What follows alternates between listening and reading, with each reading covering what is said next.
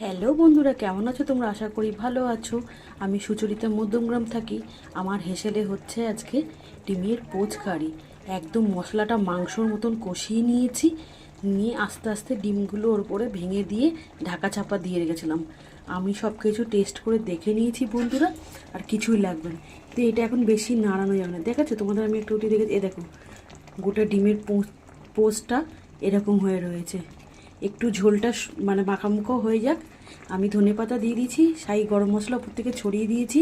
প্রত্যেকটা ডিম এরম হয়ে রয়েছে। এই দেখো বন্ধুরা, এই যে ডিমের পোচটা, এটা যদি ভেঙে যায় তাহলে আর খাওয়াটাই মানে মাটি হয়ে যাবে, তাহলে পোচ কারিটাই নাম থাকবে না।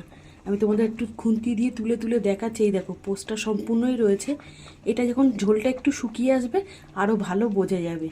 তো এটা একদম মাংস ফেলে খাবে তোমরা, আমি এটা গ্যারেন্টি দিয়ে তোমাদের বলতে পারি। গরম গরম ভাত করব আর এই ডিমের পোচ কারি দিয়ে খেয়ে নেবো। এটা কিন্তু বন্ধুরা সব কিছুর সাথেই খেতে পারবে তোমরা, ভাত, রুটি, লুচি, পরোটা, সব কিছুর সাথে। তো ভিডিওটা কেমন লাগলো কমেন্ট করে জানিও। আর তোমরা কিন্তু এইভাবে করে খাবে, দারুণ লাগবে খেতে। একটু ঝোলটা কমুক, তারপর নামিয়ে নেবো। টাটা, দেখা হবে অন্য কোনো ভিডিওতে, অন্য কোনো রেসিপি নিয়ে। এতক্ষণ ভিডিওটা দেখার জন্য অসংখ্য ধন্যবাদ আমার বন্ধুদের। Love you all.